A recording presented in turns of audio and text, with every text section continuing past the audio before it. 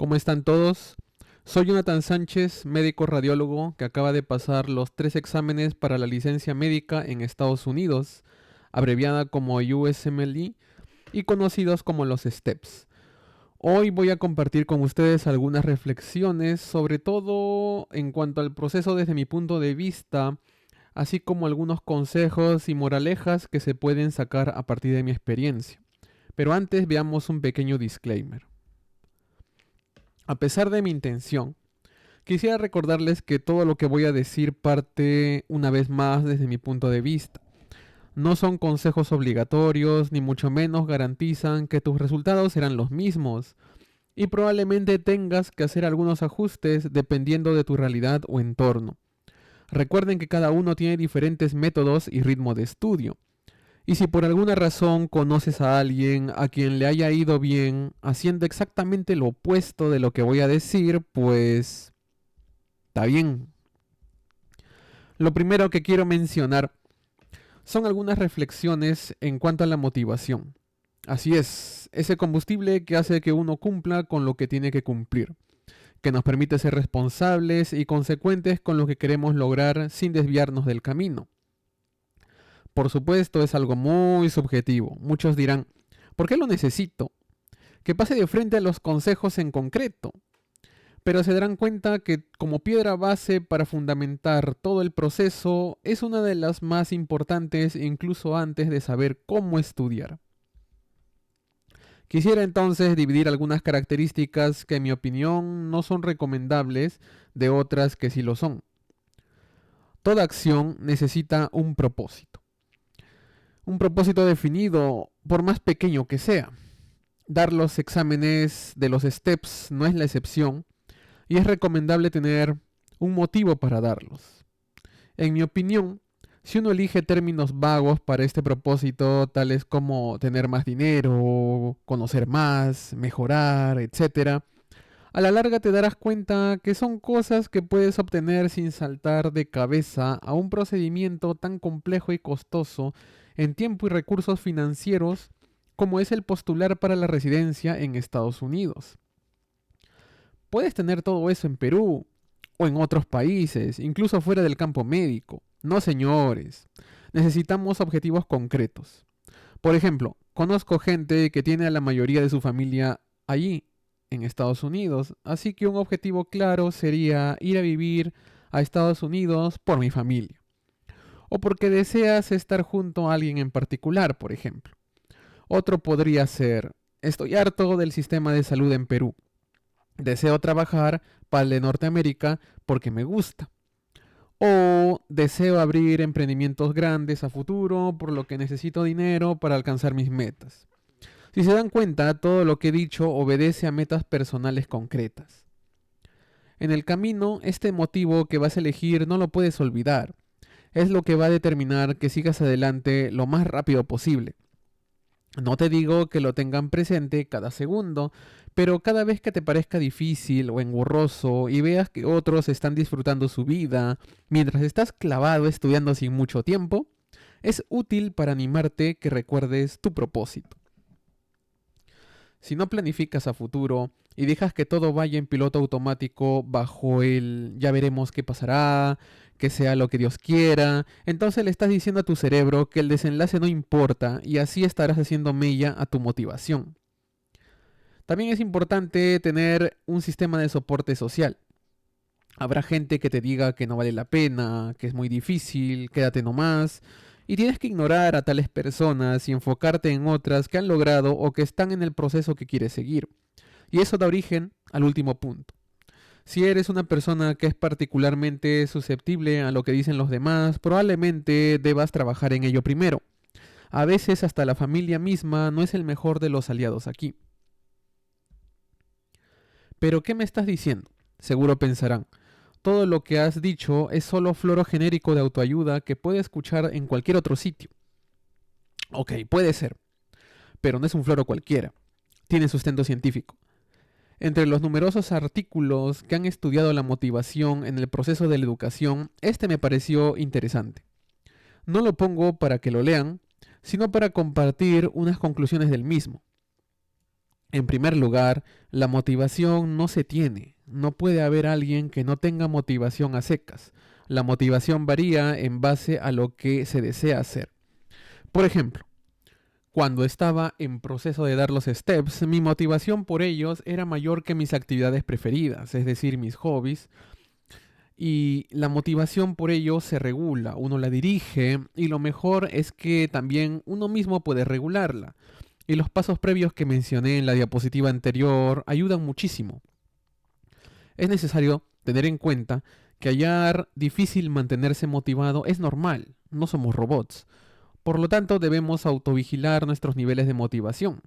Si no la tenemos en un momento en que la necesitamos, lo prudente es reducir el nivel de actividad o incluso hacer una pausa para dedicarnos a otra cosa.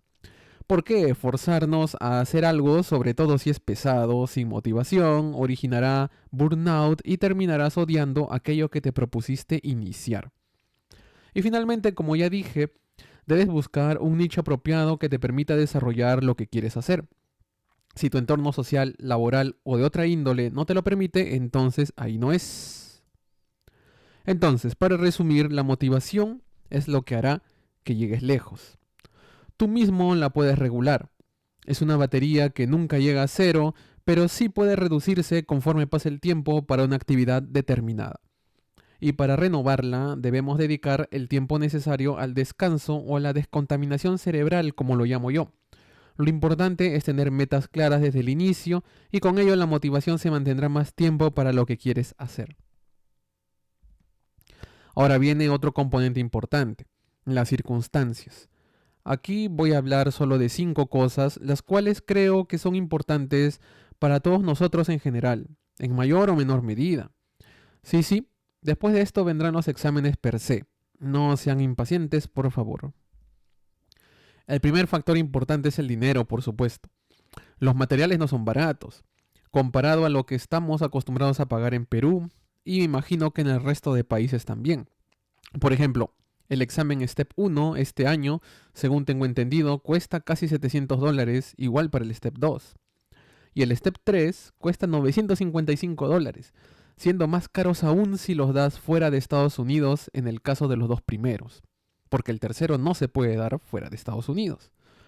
El UWorld, otro material importante, cuesta desde $320 por un mes en su cuenta para preparación del Step 1. Lo mismo para el Step 2. Y así los costos aumentan en base a los materiales que uses. Seguro dirán, pero puedo obtener los materiales de otra forma casi sin costo.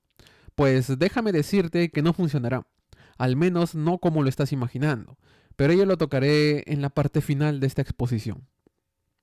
Digamos ahora que si no tienes recursos monetarios y peor aún si tu percepción socioeconómica es baja, te será más difícil alcanzar la nota que deseas. La clave para esto es ahorrar con la visión a largo plazo que mencioné en la parte de motivación. Otra circunstancia es el trabajo o estudio. Es súper controversial, puesto que hay personas que dirán sí que se puede con los dos, solo échale ganas, y otros como yo, que dirán no, para enfocarme tendré que hacer una pausa en mis labores o reducirlas drásticamente. Mi punto de vista en esto es claro. Si te dedicas a varias cosas a la vez, puede que eventualmente termines todo, pero te costará tiempo. Ese echarle ganas involucra llegar cansado de chambear y continuar con el estudio sin un estado mental óptimo, fatigado, no dormir crónicamente, etcétera, etcétera. Si deseas tener un resultado óptimo en corto plazo, no es lo que yo recomendaría. Además, qué molestia tener que lidiar con trabajo a la vez que pasar estos exámenes. Si estás estudiando la residencia de radiología en otro lugar u otra residencia, también aplica. Es probable que dejes de estudiar para tu residencia para darle más tiempo a la preparación, lo que también será nocivo. Y mención aparte, tengo a los estudiantes de medicina. Quizás ellos tengan más ventaja debido a que se ven ciencias básicas en los primeros años y no es tan lejano con respecto a cuando uno termina la carrera. Aún se recuerdan varias cosas y un buen repaso a conciencia ayudaría mucho para el Step 1 y probablemente para el Step 2 si es que el primero lo hacen a la mitad de su carrera y el último finalizando el internado. Lo último tiene conexión con el tercer factor. Si tu universidad te dio una buena base, entonces no te costará mucho dar el primer examen. el Step 1, el cual es solo aprobarlo o desaprobarlo. Los conceptos son los mismos en todas las currículas y para muchos que ya son especialistas es la parte más difícil, ya que los cursos básicos se dieron hace mucho tiempo. Pero si no te dieron una buena base o sufriste con los cursos básicos, quizás sea bueno buscar tutoría o soporte para este fin. Tengo que agradecer a mis maestros de la Universidad de San Marcos por darme una buena base, no tan sólida como pensaba, pero sí suficiente que me permitió pasar el Step 1 al poco tiempo de decidirme. Sé de colegas que han buscado tutores o contratado los servicios de asesores que se publicitan en Instagram, TikTok, etc., con el fin de acelerar su proceso. Al final también dedicaré unas palabras con respecto a ellos. El penúltimo factor es el idioma. Si no sabes inglés, entonces un curso intensivo lo solucionará, en donde por lo menos llegar a terminar el nivel intermedio sería suficiente. No recomiendo dar los steps sin antes tener un conocimiento del idioma, más que nada porque necesitas leer rápido en los 3 steps.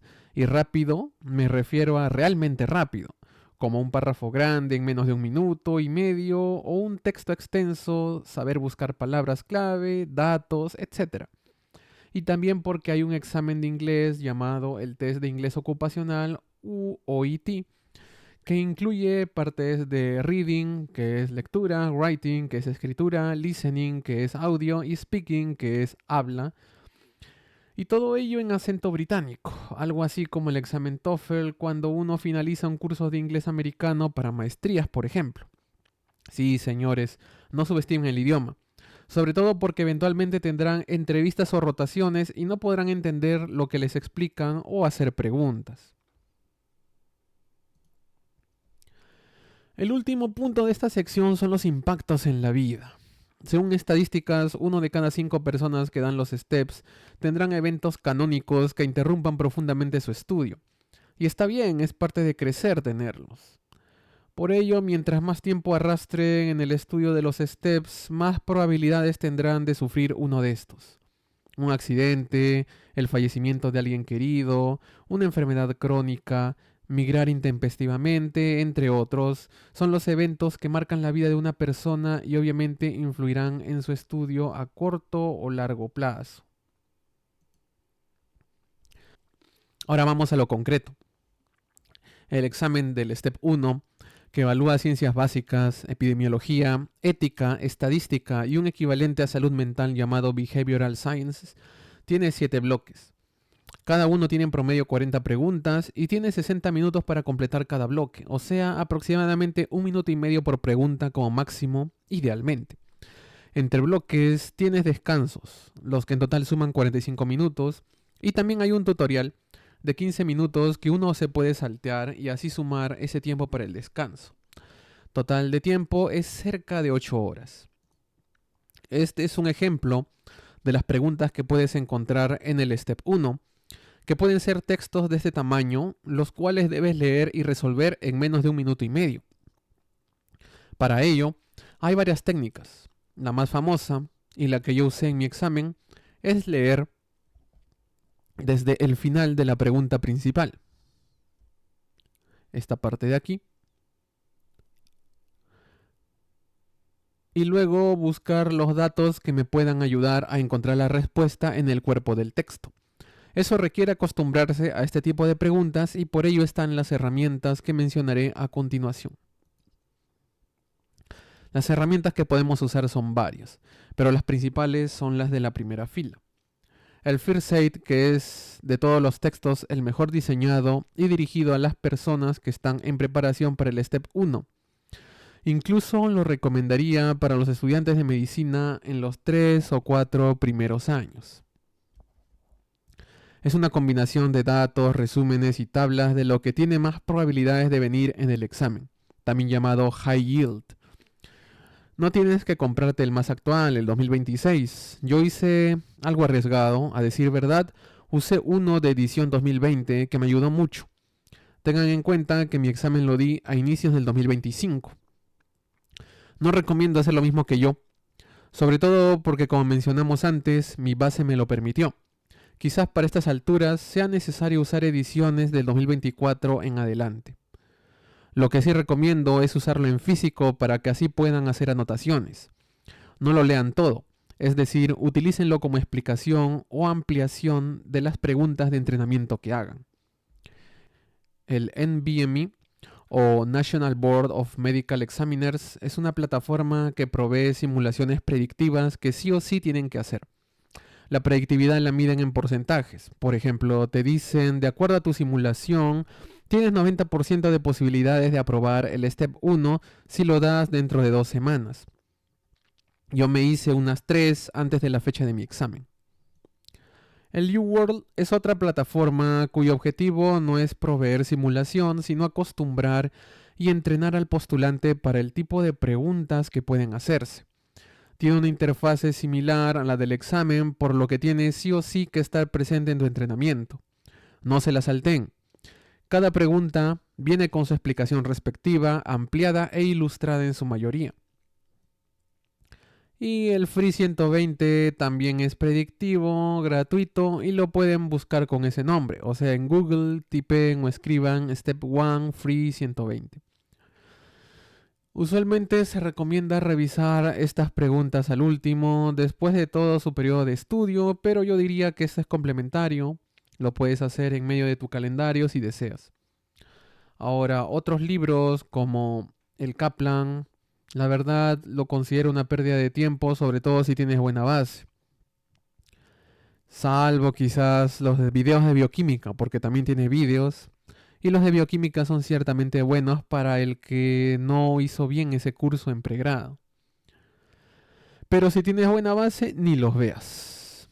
Ambos pueden ser usados por estudiantes de medicina en su día a día, aún así no piensen postular a los STEPS como un complemento. Ahora, en cuanto al Anki y el Obsidian, no soy fan de las flashcards, así que como no tengo antecedentes personales de uso, pues no tengo comentarios sobre ellos. Y el Patoma, que también es otro libro famoso que en lo personal solo recomiendo como refuerzo de ciencias básicas si lo requieres y si tienes tiempo. Aquí hay una serie de recomendaciones que resumen lo que he mencionado en la diapositiva anterior. El orden de uso de las herramientas es decisivo en su efectividad. De estas 3, yo usé la combinación del medio, es decir, después de desarrollar bloques de 40 preguntas, extraía un resumen de la explicación de estas preguntas que fallaba y lo escribía en un cuaderno y reforzaba cada 3 o 4 días lo que había revisado con la lectura del First Aid de la respectiva área. Cada semana daba un NBME para medir mi probabilidad de aprobar el examen. Y faltando unos 2 días hice el Free 120 para terminar de ver la mayor cantidad de preguntas posibles. Todo ello sin olvidar el repaso respectivo, ya que si anotas, tienes que volver a leerlo para que te acuerdes después.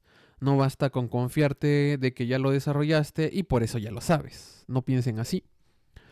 Las otras 2 alternativas desde mi punto de vista son totalmente válidas y como se darán cuenta, el UWorld, el First Aid y los NBME son la constante en todos ellos. Ahora, como lo mencioné, hay algunas salvedades con respecto al uso del Kaplan y de las flashcards. No son vitales para pasar el Step 1. Y yo recomendaría también no demorarse mucho, ya que este examen es calificado como aprobado o desaprobado, sin nota numérica. Por ello es que considero que hay que darlo lo más antes posible. Por último, favorezcan el anotar a mano antes que solo tipear o leer. Eso favorece que el cerebro fije los datos. Ahora, en lo personal, me propuse darlo rápidamente. Ya que la nota no importa, lo que hice fue hacer un poco más del 30% de preguntas del UWorld, repasando del First Aid y luego dando una simulación en BME por semana, como ya lo mencioné previamente, coronando con el Free 120. Las 3 simulaciones salieron con más del 90% de probabilidad, así que no perdí más tiempo y lo di en la fecha más inmediata que pude encontrar. La programación del examen la hice en medio de mi estudio, después de dar el primer NBME, por lo que ya tenía un plazo que cumplir, lo que no fue difícil. Esta es una foto de las anotaciones que usé. La comparto no para que estudien con el mismo estilo que yo, sino para mostrarles que todo lo hice a mano a la vieja escuela, que es lo que me funcionó, y también me facilitó el repasar entre sesiones. Simplemente agarraba lo que había anotado y lo leía en cualquier momento que necesitara. lo mejor que pueden hacer es realizar las notaciones o esquemas que más se adapten a su ritmo y método de estudio. Recuerden que cada persona es diferente, como dijimos al inicio. Ahora, en cuanto al Step 2CK o Clinical Knowledge, que evalúa diagnóstico y tratamiento, dejando de lado las ciencias básicas, tiene 8 bloques. Cada uno tiene en promedio 40 preguntas y tiene 60 minutos para completar cada bloque. O sea, aproximadamente 1 minuto y medio por pregunta como máximo también. Entre bloques tienes descansos, los que en total suman 45 minutos como mínimo. Y también hay un tutorial de 15 minutos que uno se puede saltear y así sumar ese tiempo para el descanso. Y en total casi cerca de 9 horas. Aquí habrá más variedad de preguntas, como esta en donde tienes que colocarte los audífonos y desplazar el estetoscopio virtual a todos los focos para pescar el soplo y dar tu diagnóstico, por ejemplo. O como estas que te dan un resumen de historia clínica con la información del paciente, antecedentes patológicos, medicamentos, alergias y después el examen físico, signos vitales y otros estudios como hemograma, exámenes bioquímicos, etc. Lo que ven aquí de ejemplo es una de las cortas. Lo común es que sean un poco más largas que esto. Y también tienen el mismo tiempo, o sea, 1 minuto y medio. También tenemos este otro tipo de preguntas que también son llamados abstracts y te dan un resumen de un artículo con tablas y parámetros estadísticos y luego te dan 3 o 2 preguntas para responder en base a lo que se halló en la data del artículo. Sí, cada una en menos de 1 minuto y medio también.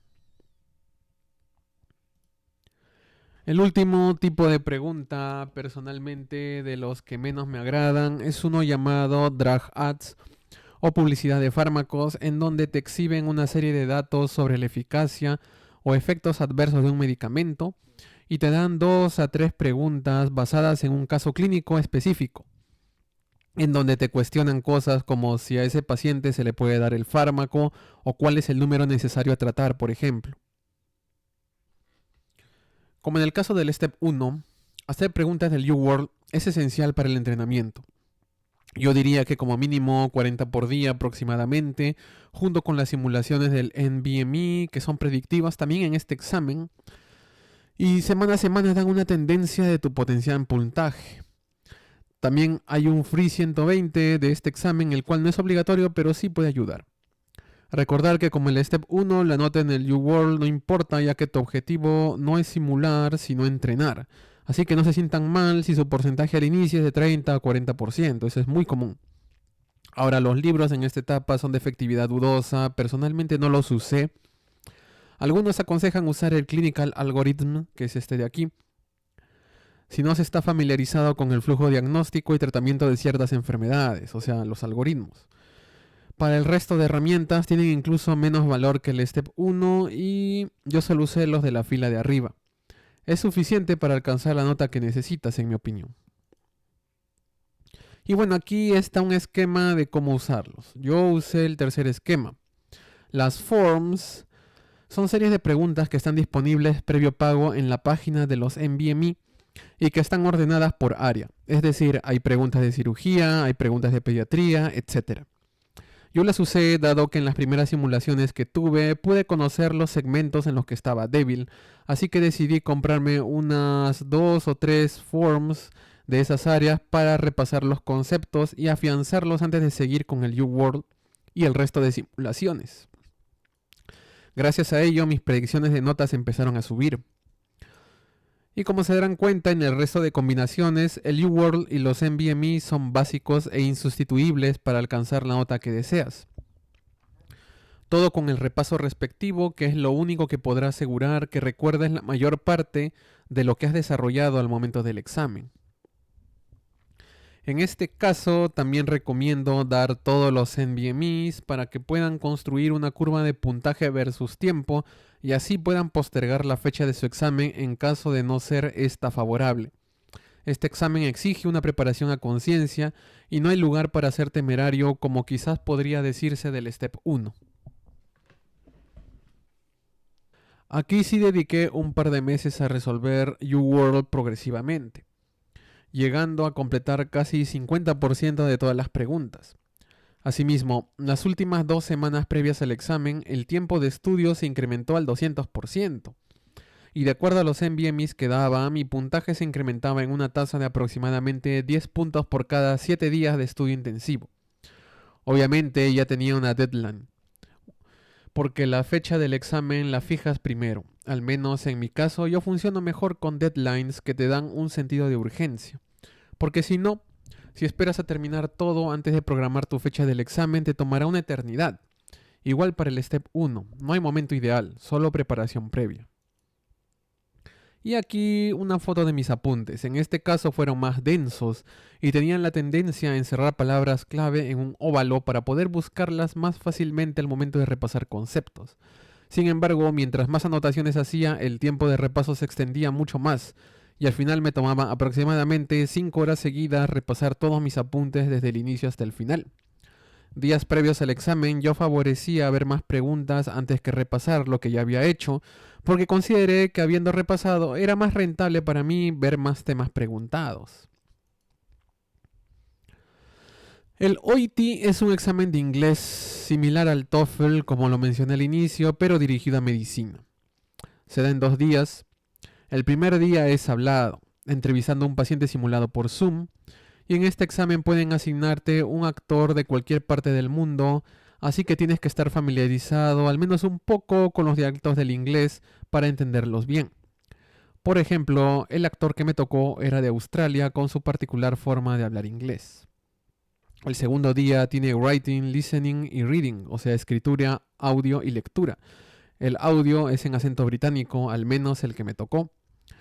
Y no dura mucho a decir verdad, si no me equivoco dura aproximadamente 3 horas el segundo día y media hora el primer día.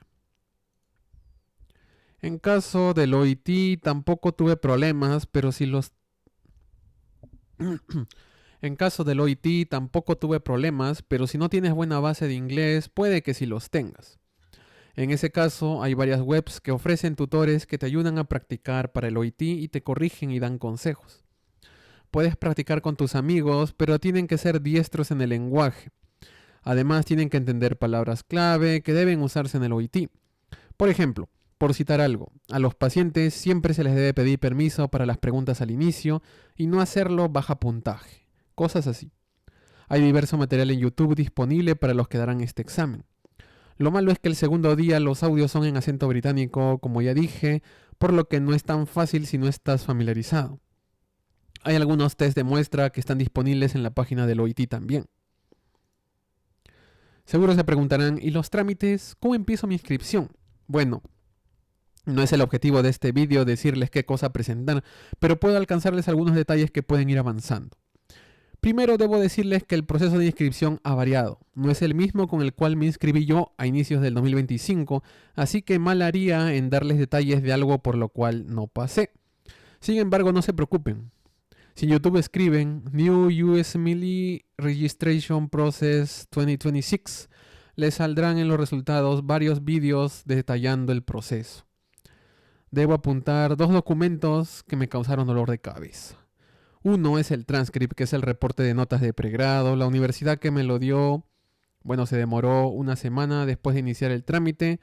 Lo tuve que traducir y luego la misma universidad tenía que enviar ese reporte, lo cual cumplió en una semana más, al menos al tiempo que yo entregué. No sé si habrá variado. Y el otro fue que la constancia de ética estaba mal. La constancia de ética es un documento que lo entrega el Colegio Médico del Perú. Tuve una malísima experiencia ya que se retrasó casi 2 semanas por culpa de un error de escritura de mi nombre. Así que al momento de obtenerla, fíjense que esté bien escrito.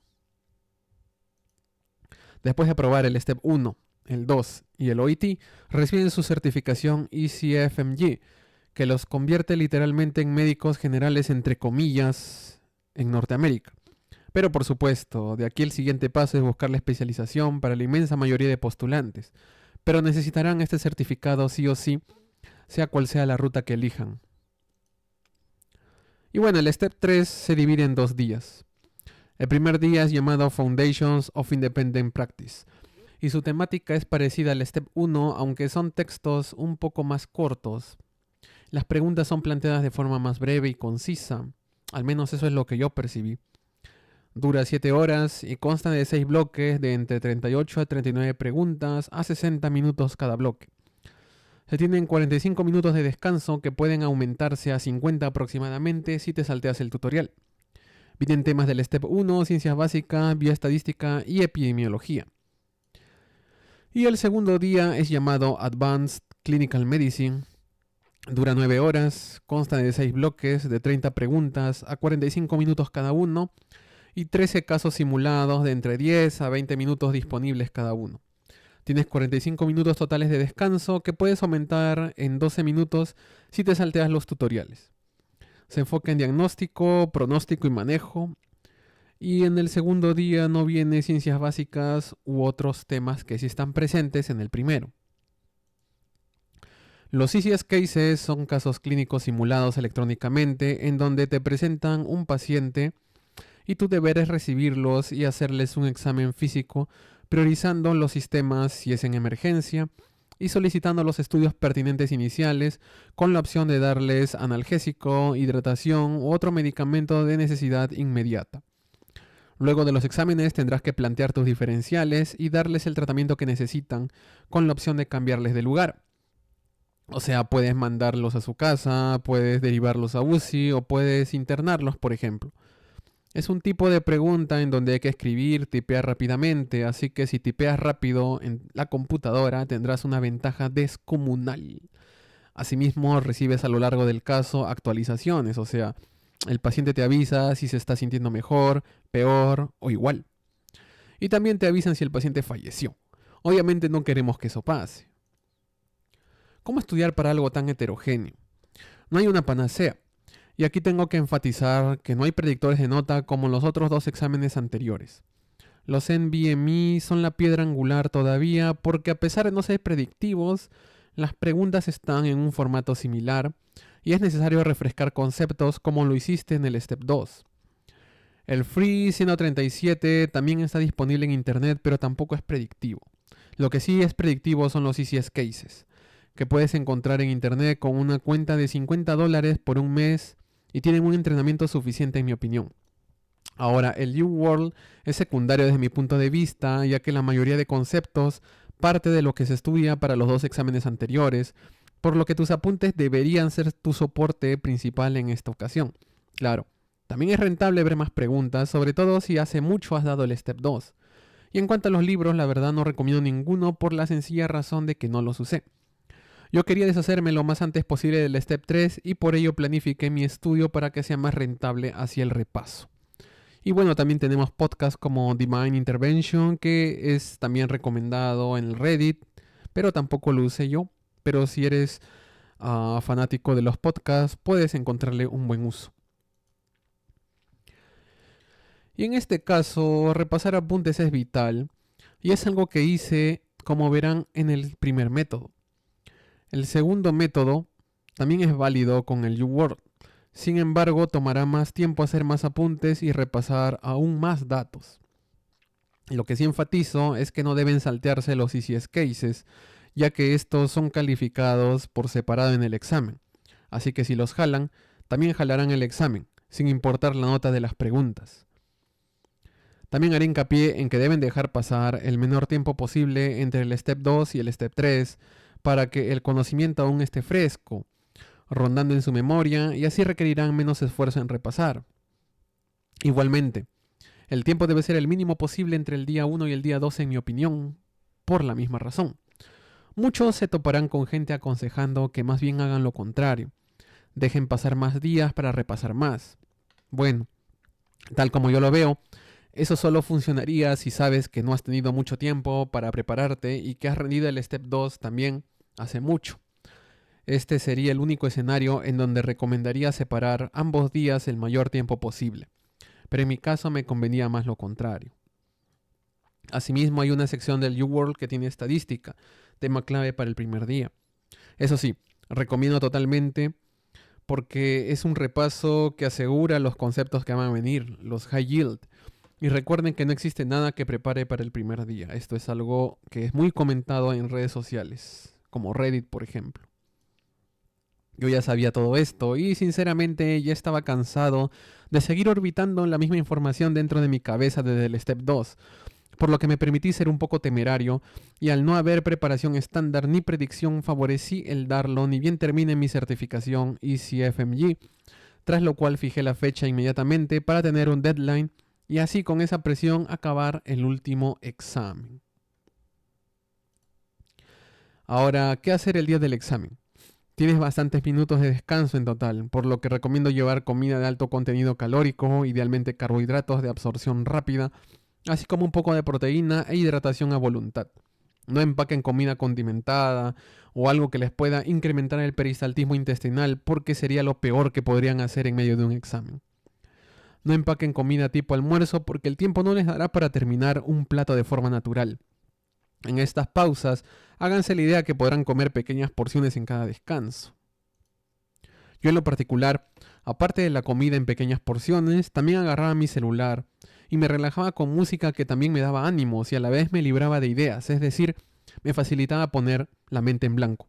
Ustedes pueden hacer lo mismo, o en su defecto, pueden portar una foto que les relaje, un libro que no sea medicina, o simplemente meditar unos 5 minutos después de comer su pequeño snack. Vayan con lo que más les relaje.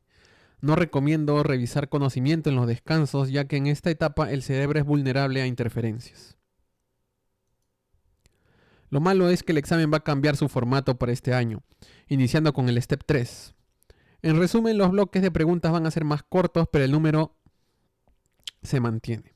Y el tiempo total tampoco cambiará. ¿Saben lo que eso significa? Que los descansos entre bloques serán más cortos. Así que con mayor razón aún, empaquen porciones pequeñas de fácil masticación. Los Steps 1 y 2 sufrirán similares cambios a partir de la mitad del 2026 probablemente. Y bueno, unas 2 palabras finales con respecto a 2 acotaciones que hice en el vídeo. Una con respecto a los materiales. Sí, si les ofrecen contenido pirata en Telegram o por otro medio, podría ayudarles, ciertamente, pero no tendrán acceso al sistema que calcula cuánto es su nota según predicción para el Step 1 y el 2. Y también se exponen a que las capturas de pantalla estén incompletas y de paso a ser estafados, sobre todo si no están acostumbrados a comprar material desde fuentes dudosas. Otro es el tema de los tutores. Hay varios tutores e influencers desde Instagram y TikTok que ofrecen asesoría prometiendo resultados excelentes. Y eso está bien, si no tienes buena base. Puedes ayudarte de uno de ellos, pero siempre y cuando estés seguro que realmente necesites uno. Es decir, que tu performance no mejore con ninguna otra herramienta disponible. Asimismo, tienes que asegurarte que tenga recomendaciones de gente real para poder corroborar que no sean publicidad falsa. Por último, con respecto a los Free 120 y 137, si los revisan se darán cuenta que no tienen explicación, solo la clave de la pregunta. Algo que me funcionó es usar una inteligencia artificial, en mi caso Copilot, pero también podría funcionar Gemini o ChatGPT, que pudo explicarme estas preguntas y sus respuestas fijando conceptos. Así que es algo que recomiendo hacer, sobre todo si no tienen mucho tiempo. Les ahorrará bastante. Y bueno, esto es todo con respecto a cómo fue mi experiencia con los 3 steps y el OIT. Espero que esto les sea de ayuda y les anime a dar el primer paso si es que ya están contemplando la idea, o en todo caso les ayude a tomar decisiones a futuro, no solo en Perú, sino también en toda Latinoamérica o en otros países que hablen español. Esta información espero que sinceramente les ayude a esa toma de decisiones. En cuanto a mí, pues nos veremos en el próximo vídeo, que espero que salga pronto, y muchas gracias por su atención.